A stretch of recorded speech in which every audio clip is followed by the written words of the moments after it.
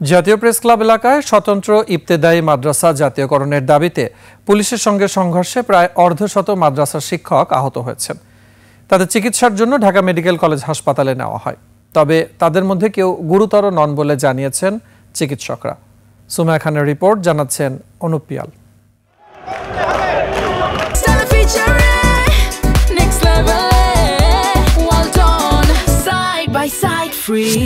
17 দিন ধরে জাতীয় প্রেস ক্লাবের সামনে স্বতন্ত্র ইবতেদায়ী মাদ্রাসা জাতীয়করণের দাবিতে অবস্থান ধর্মঘট করছে শিক্ষকরা।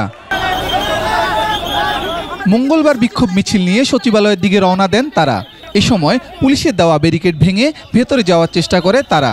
পুলিশ তাদের সেখান থেকে সরিয়ে দেওয়ার চেষ্টা করে।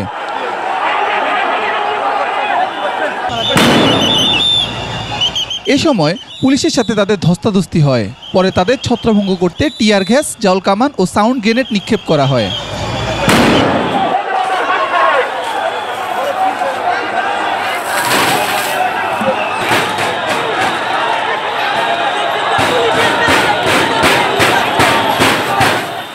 শিক্ষকরা জানিয়েছেন এতে তাদের অর্ধশতাধিক সদস্য আহত হয়েছে।